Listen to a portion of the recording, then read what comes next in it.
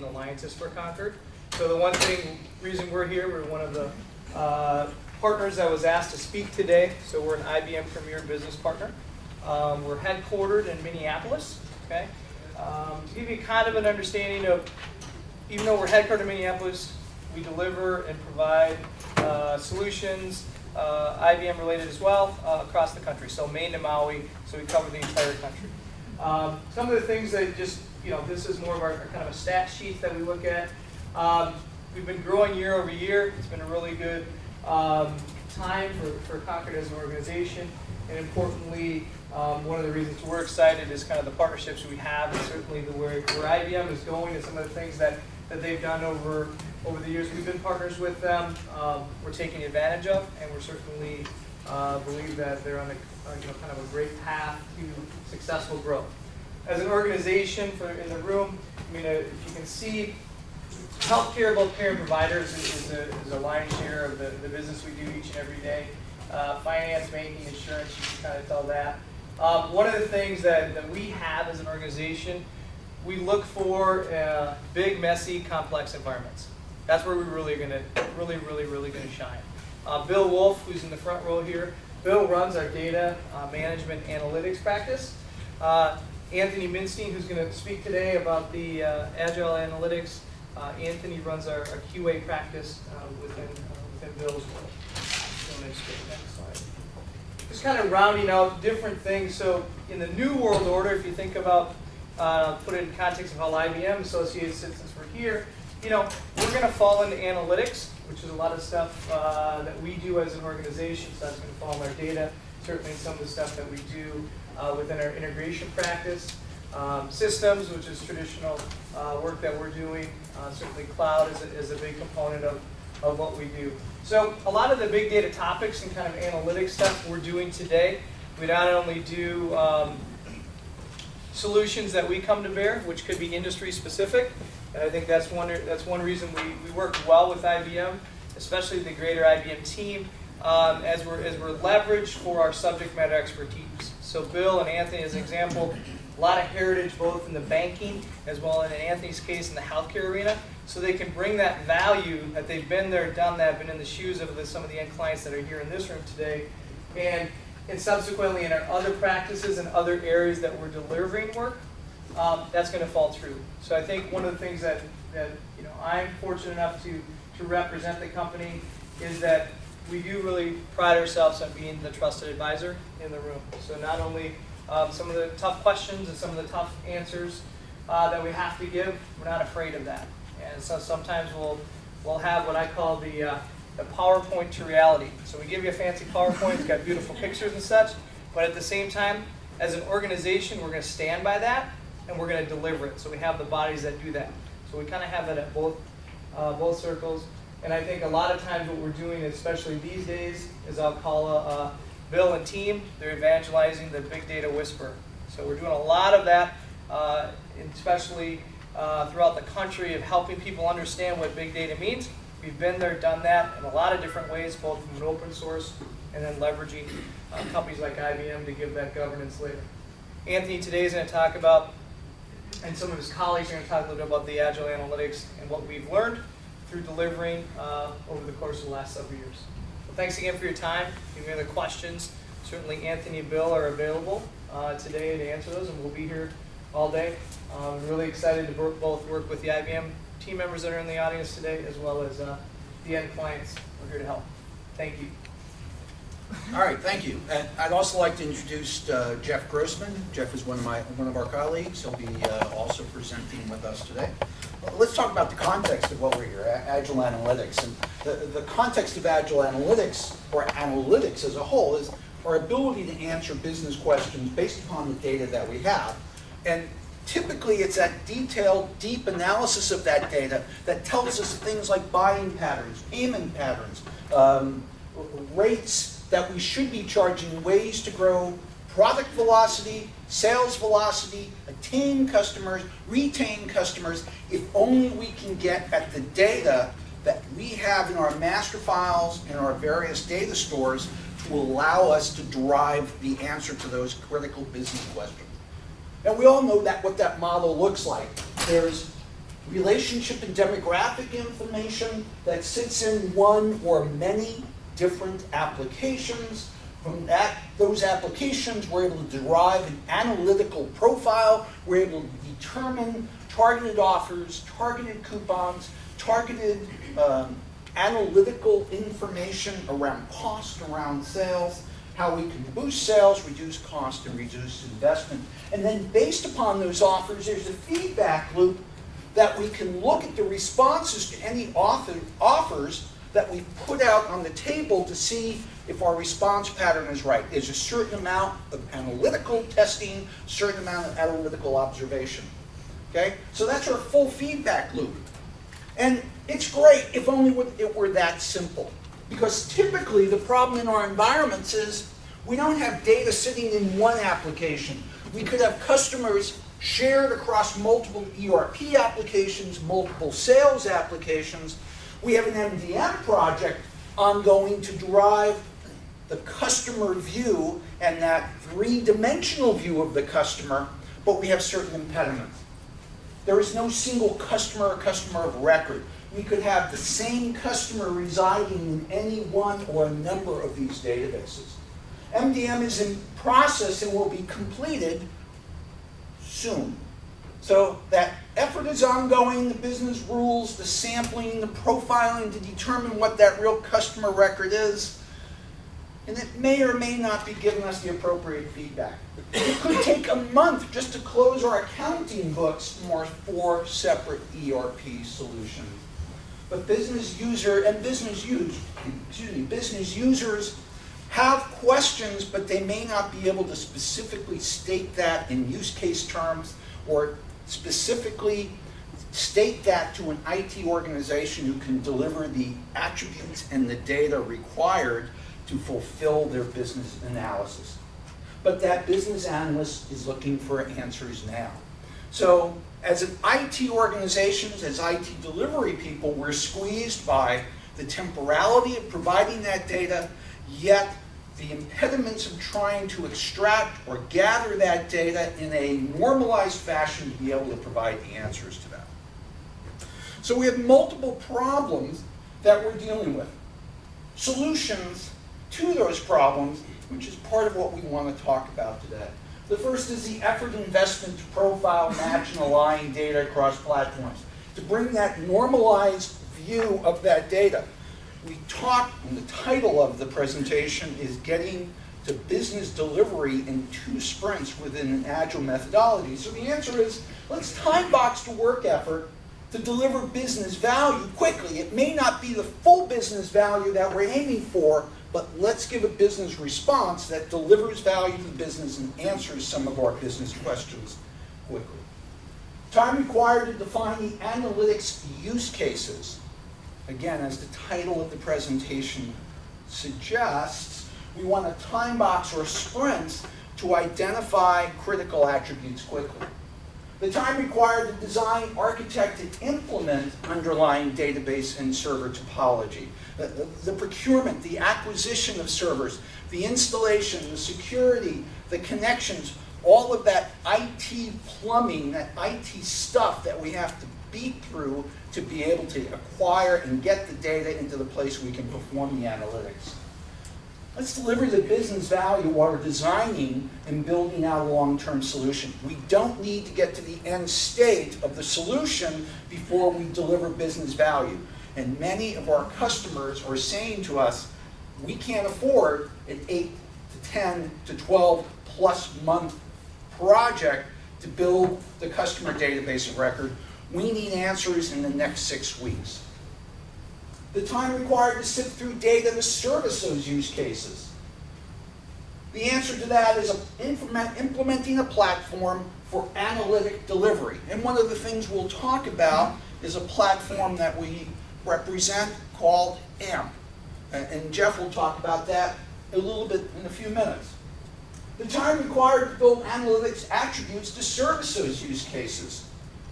Here's another differentiating value of essential analytics warehouses. If I have a team of multiple data scientists, they each might be using their individual platform to define attributes, to define the marketing aspects or the marketing data to satisfy a specific use case, if that use case or those attributes or that analytical information is shared, it's typically shared informally. It's a sneaker net.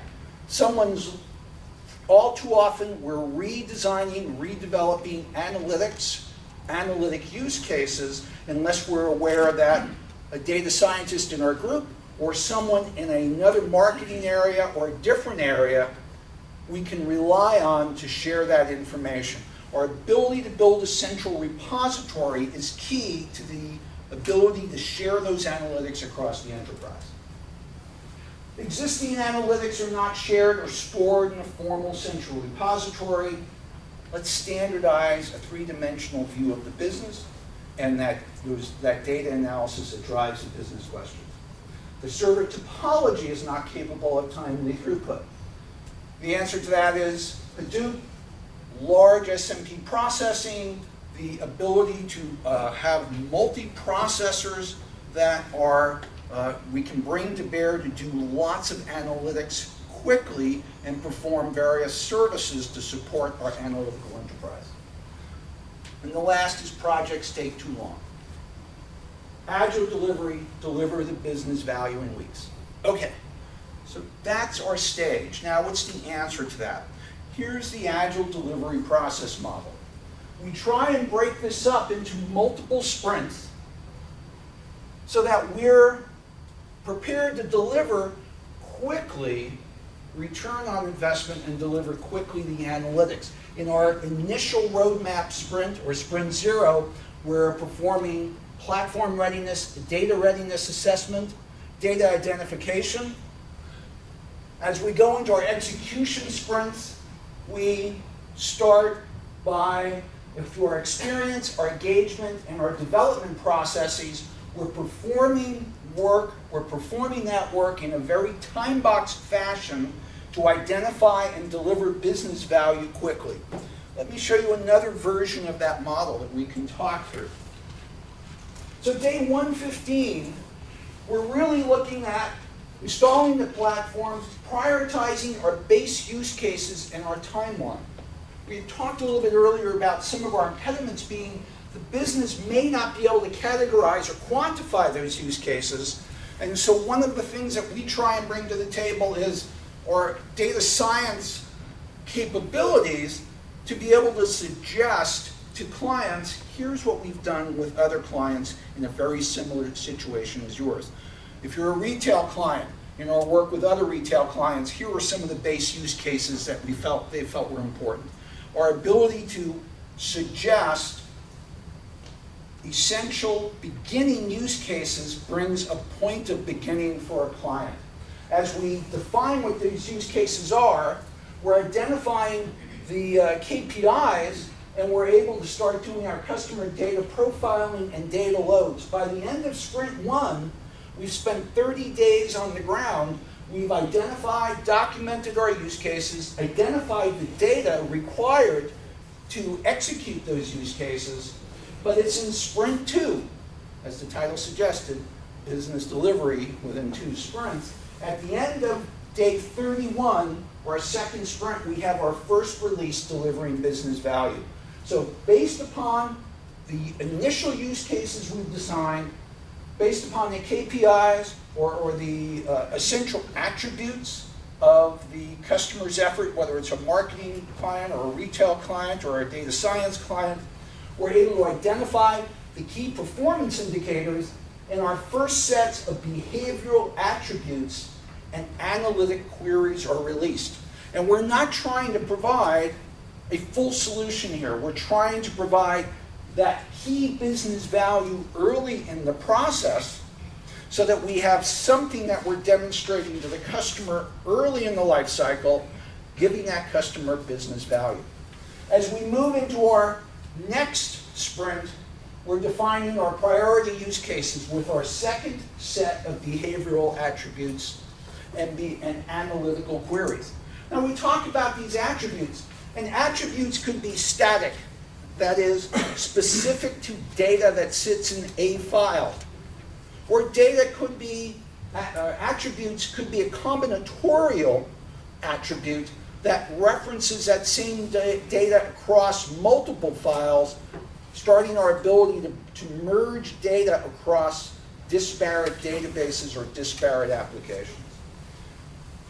As we move into our integrate step, our third or our fourth sprint, we're starting to take the response back to offers. If you remember my earlier slide that showed that feedback loop of our ability to analyze the response to offers or response to marketing programs that we're implementing. In our fourth sprint is where we integrate that feedback back or feedback loop back in to be able to understand and identify just how well our market plans, our offers, our customer investigation, just how thorough it was and how well it worked. On the last sprint is when we do turnover to a client, so the client can now start taking that information, start expanding the data, start expanding on their attributes, start expanding on their analytical queries based upon the platform. That completes on, we transition to clients' ownership and clients' support. Any questions so far? Okay, so let's talk about establishing the initial use cases. Because the initial use cases are key to establishing the business value that we're going to deliver within the project. So we could have use cases around marketing needs to segment customers. It could be IT performing better data organization. It could be data scientists who are looking for quantities of relevant attributes that they can use or publish for modeling. I want to point out something very specific here. Notice that the bottom bullet in each of these use case scenarios is demonstrate the value of the analytics warehouse, especially with data scientists who may be used to using or prefer to use SAS. Our ability to maintain and store a common set of attributes as an enterprise attribute warehouse brings a great deal of value from reuse, from reusability, from modification, and the ability for scientists to work in a more comprehensive enterprise role. The use cases as we work with customers to define and scope the engagement at the very beginning, part of the key to that success is understanding where our key use cases come from, where we need to define those from, based upon the sets or the criteria of use cases that we've seen and have established.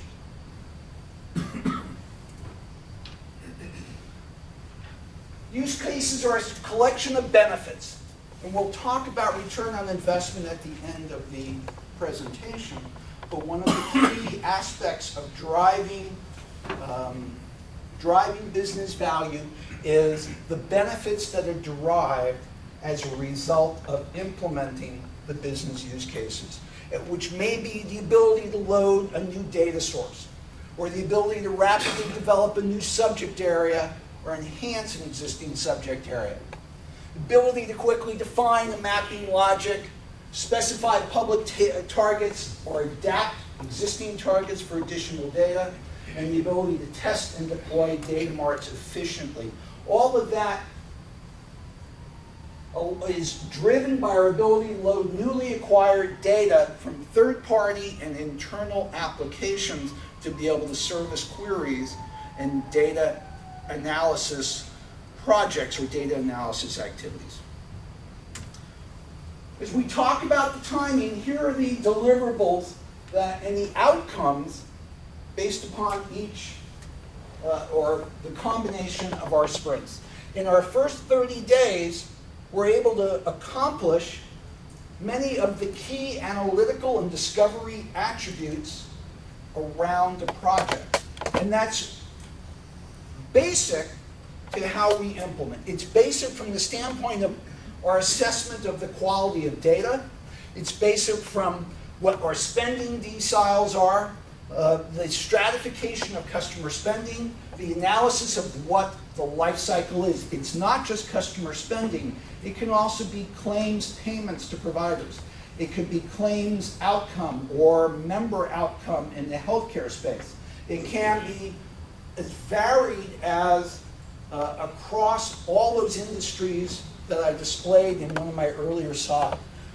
And we're trying to define our very clear profiles or core loyalty or online KPIs, or if in the case of healthcare, it might be our core claims KPIs or our core care management KPIs, or from a telecom, it could be our core retention KPIs.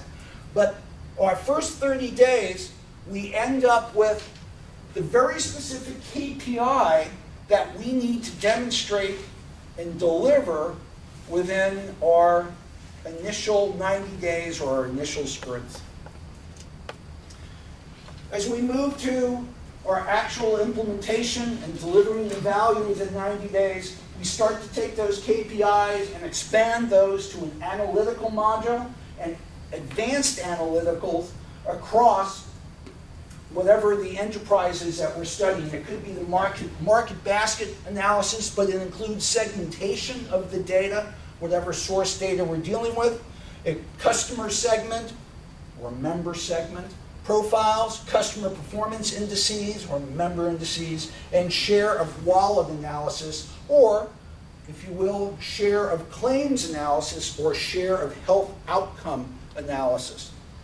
The intent is we are quickly trying to deliver very specific benefits and outcome and analytic information that can be used and reused across that organization in a quick time frame.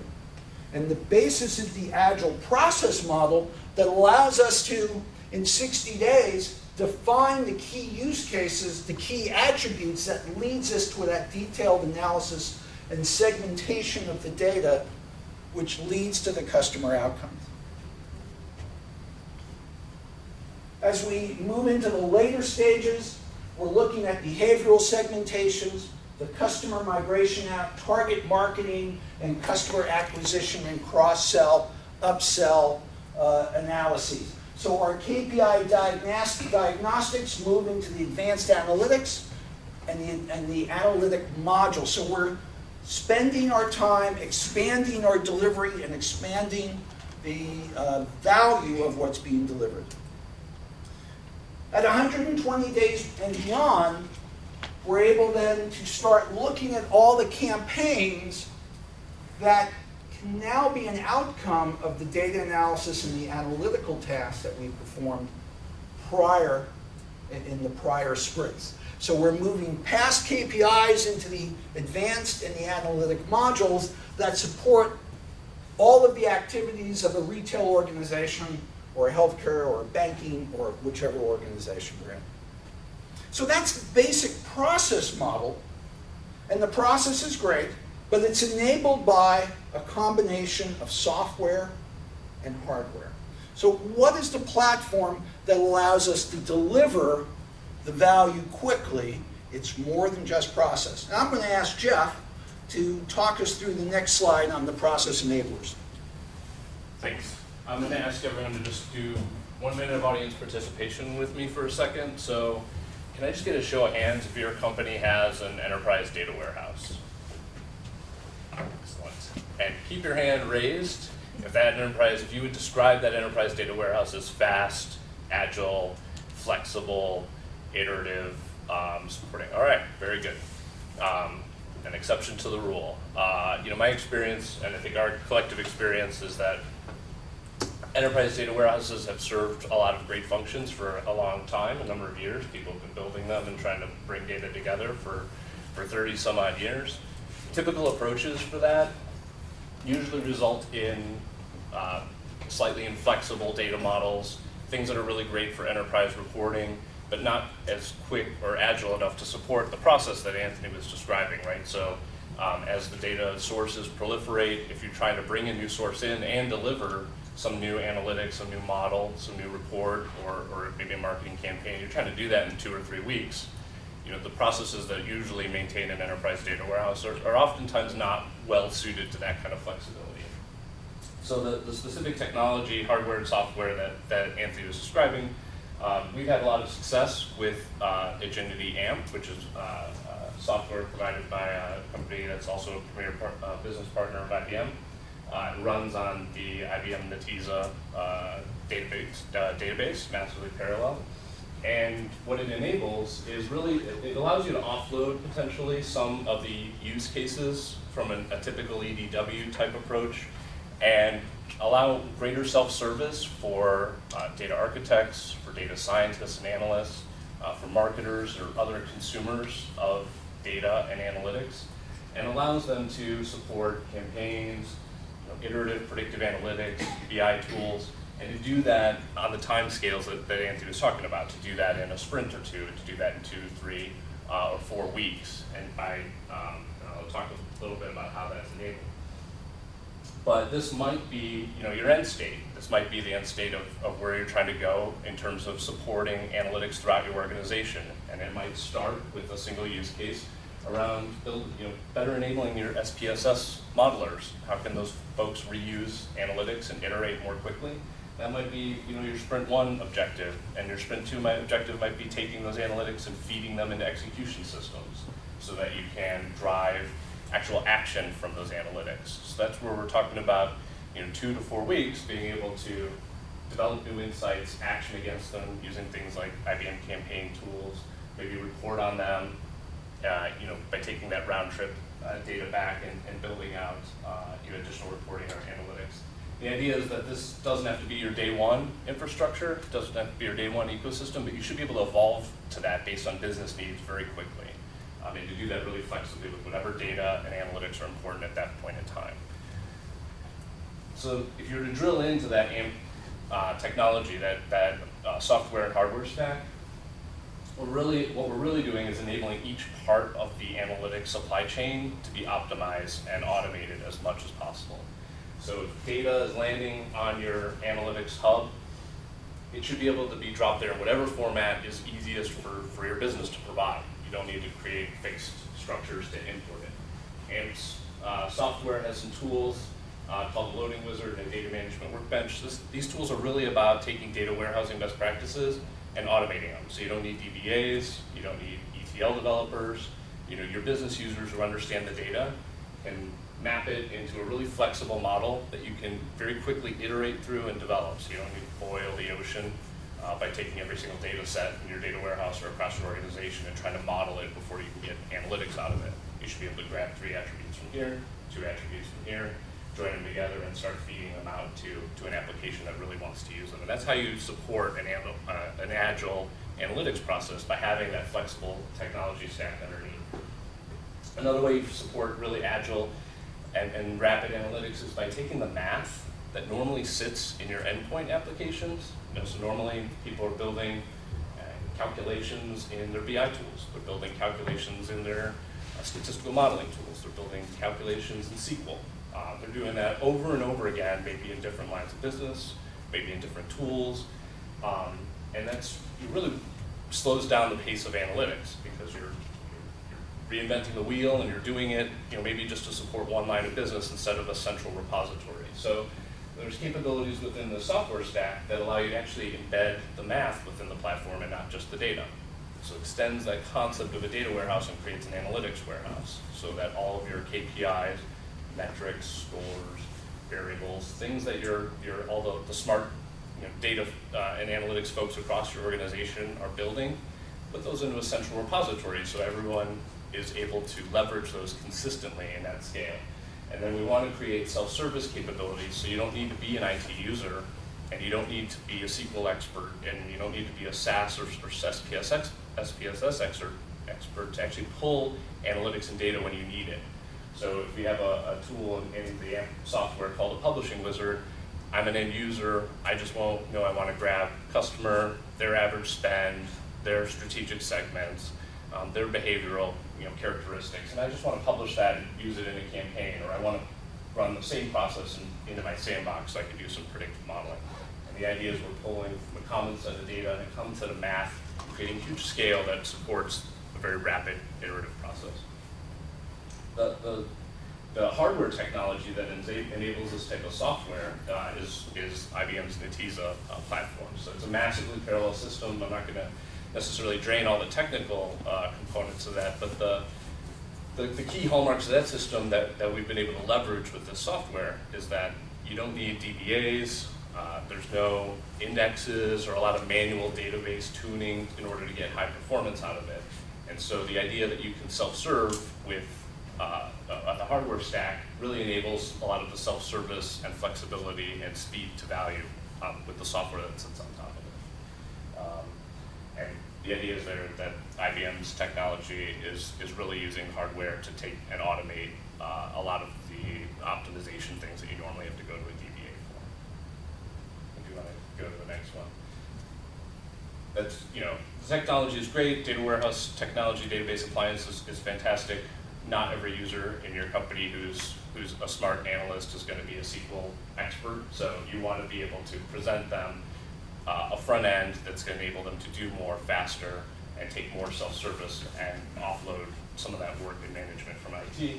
So that's really the interface that your power users, your data modelers, your data scientists, if we want to get them out of the world of writing SQL and being DBAs, we should be able to put something like an AMP and Netezza software hardware package in between them and be able to empower them to deliver agile use cases in a couple sprints.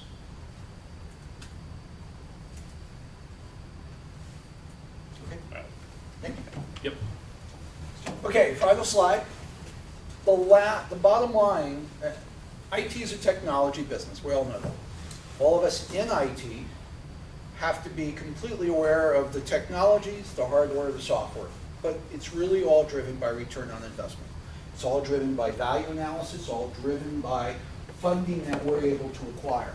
And our ability to demonstrate the value of a processing platform or the value of an analytical platform comes from our ability to demonstrate return on investment, because IT is driven by cost and benefit. So our revenue is ideally from using a rapid development platform for our data analytics and our ability to rapidly sort through so much data and rapidly create, share, and reuse key analytical attributes and key analytical queries should return enhancement of customers. Our ability to repeat customer buys or pointedly identify promotions or ads or recommendations to prior customers based on buying habits. We should see decreased churn in our business because of our ability to hold and retain, capture, and capture customers who we did not have previously, or in the case of real estate, identify where we may be paying more per square footage for a retail operation, or in the case of healthcare, identify where we're spending too much on claims repayment or too much on provider payments. So our ability to decrease our churn and increase our revenue with a larger average basket and increased frequency of buys or increased frequency of higher ticket buys, or maybe decreased cost of benefits or the decreased cost of operations. All of that is specific to our revenue. From a cost savings perspective, it's our ability to identify how we can reduce the number of resources staffing a retail establishment, or reducing the number of operational hours based upon the data that demonstrates the velocity or the frequency of sales across specific time periods. Less waste, fraud and shrink prevention, and lower cost to acquire data, as well as a little bit harder to categorize our sentiment and goodwill of market share, position, messaging relevance. And even with the benefits that derive from our data analytics, it's also the speed with which we can deliver the solutions to the end user and the business in a rapid, much quicker, much faster than using some of the established data warehousing or other technology. There are certain customers we've dealt with in the past who are dealing with how to bring together data from 3 or 4 ERP systems, and they don't have a complete picture of the customer.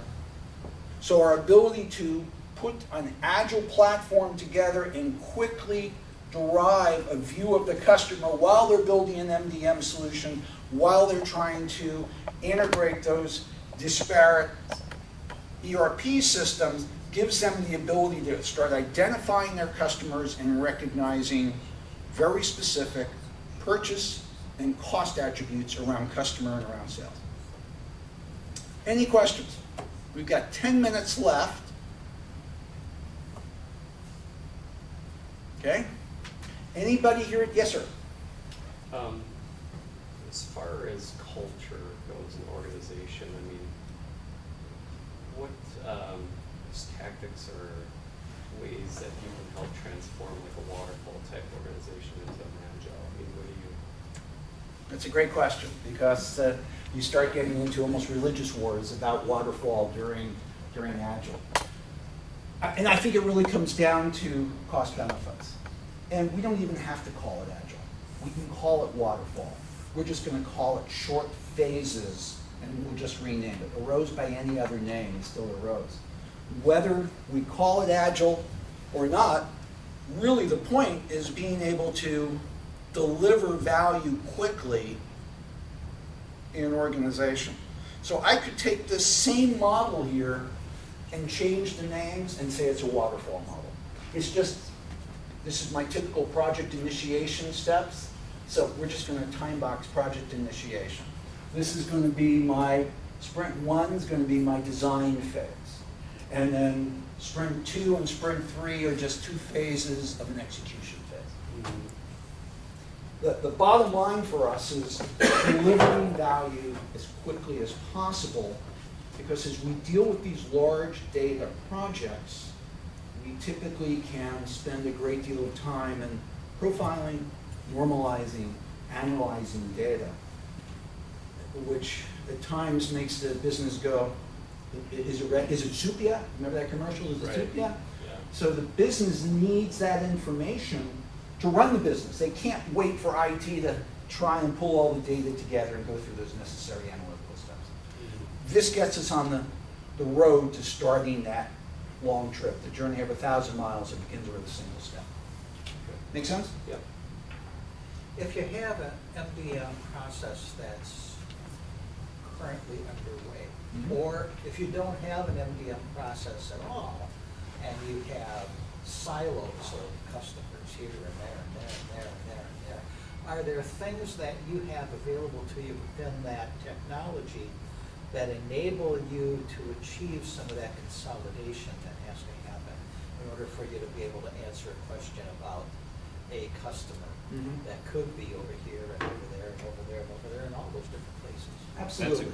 Because the key aspect of Agile. I want to hear what he says. Okay. But Jeff, Yeah, that's actually a really great use case that kind of separates an agile analytics approach from something more traditional, where you might say, hey, I've got to do my 2-year MDM project before I can start to do analytics. So the technology that we were talking about actually solves that, kind of splits the difference and solves that paradox by basically giving you the flexibility at the data level to load all those different slices of customer data and do analytics on it, because there's actually a ton of value on what you know about each of these customers in each of these silos, and you can actually act on that. Like, let's say, you've got customer data in a loyalty system, you got customer data in your e-commerce platform. You could do analytics on both those behaviors. You can target and message customers or understand their behaviors independently, and when your MDM project is done, you should have the flexibility to add that relationship and say, hey, Jeff Grossman in this system and Jeffrey J. Grossman in this system are the same, and we can understand the lifetime value of that customer better. But you don't have to hold up all the things you could do in the short term waiting for that process to finish. So we've actually done that in a number of customers. Luxottica is a really good case, actually the kind of global eyewear monopoly that has many, many brands. So what we were able to do there is give every brand, brand intelligence about their customers, and in parallel pursue an MDM project build a relationship and create more of an enterprise Luxottica customer that looks across those brands and understands, cross-brand behavior. But that's those projects typically. You wouldn't be trying to accomplish the consolidation of a customer 360-degree view. You would let MDM do that? We would let MDM create the You do things on relationship, segments? but yeah, just have the flexibility so you don't have to necessarily make that the long pole in the tent, right? Have the flexibility to have different views of your customers, because probably your different brands or different divisions or the system owners that maintain those different customers probably have different use cases and unique characteristics about those views of the customers, and we don't want to lose that in the pursuit of MDM. So hope that helps. Is that? Yeah, it's not the answer I wanted to hear, but it's, If you wanted to escalate the MDM project to get there? well, I don't want to have to do an MDM project. I want to be able to accomplish customer consolidation from an analytics perspective independently of whatever they do from an MDM side. And Jeff's answer still, though, is forget the MDMs even when they exist. Right. If we import, and even from, I'll even say even data quality issues, let's take them. This platform allows us to take those in. Let us take in the disparate customers and begin to utilize that information, was his point. But then whether you're gonna leverage an MDM to consolidate and bring, that relationship across, of a cross-reference, so to speak, that brings them together, or you even use a matching tool, right? We would go with IBMs, right? We can use a quality stage. We can do a feedback loop, and we can have it collapse customers and bring that in. The model's flex enough that it'll show that I have those individual customers there, but I can take the results of a quality stage, for instance, and bring in and use that as either my long-term or my temporary MDM solution, and the model will carry both the individual aspect, the individual piece of it, but also the results of the combined one and who the master customer and those relationships are. So again, we can start consuming data today and use probably a lesser cost low-tech solution so that you don't have to wait for MDM. We could use like I said, a simple match tool that actually take advantage of that in the analytics platform today. Okay, thanks. Any other questions? Yes, sir. Just one more. When you're going through your sprints, and I've been in the last few organizations I worked for, you don't have 100% dedication to that project. So you always run into the problems, well, I got caught up with this, or that sort of thing. I mean, how do you mitigate things like that in your world? Well, interesting question, because it's typical of doing any project in an IT organization. And we go in trying to set the stage right at the initiation phase with, here's how we're going to execute, and here's where we need your people, but also recognizing at the end of the time period, whatever that time period, the end of the 90 days, we have to be successful in delivery. And so we select use cases, we bring expertise, so if we have to, we can complete the use cases with very limited investment from the end user. It's not in the end user's, it's not in the organization's best interest to do that, because then we have the Right. information. And We're if doing you're all the in a work for them. situation where you either got to defer a task or you have to extend the sprint. I mean, Yeah. is it better to just sprint at that deadline and defer task? I mean, how do you? It depends on the organization. I can't say it's a tried and true. The answer is always the same, but there are key use cases, key scenarios that need to be completed to demonstrate the value of the platform. Sure. Okay. Yeah. So what do we have to do to be able to demonstrate the value of that platform? That use case might have 5 scenarios.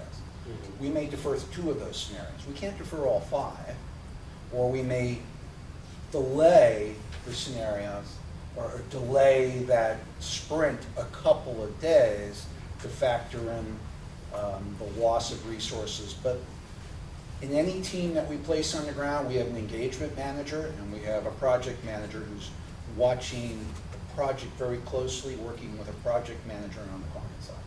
Okay. As long as you're delivering value, is what you're saying. That's exactly right. What's driving the value?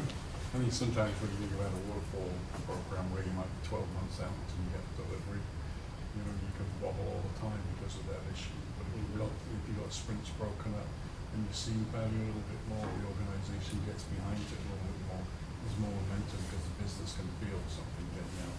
And there's that incremental pressure to keep moving fast you see a result, the more likely you are to keep reinvesting in that result. Sure. And to this point of view, you've got the ability to play in the short term and wait for 12 months for something to come out of the block. Okay.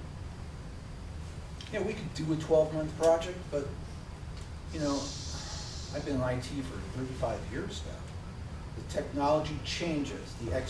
As the technology changes, the client expectations are changing along with it.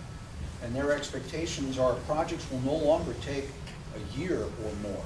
Expectations are now rated in weeks, if not months, or quarters. I've got to have a solution within this quarter. And this framework just gives us the ability, along with the tools, the software platform, and the hardware platform, to clearly delineate and articulate those components of the use case that we're going to deliver when, to deliver an actionable end result at the end of 90 days. So within a quarter, there's actually results. As Mike said, it just generates that enthusiasm for let's even do more. Sure. Okay. All right, any other questions? Tables on the demo. Yeah. Yeah, if there's any interest in a demo, we're happy to sit down with you and show some of the product and show some of what we can do. Just let us know. We'll be set up down there. Yeah, there's a lounge area down there with our information, so please stop by if you've got questions for Anthony, Jeff, Bill, myself. We'll be down there right in the opening area. So. All right, thank you very much.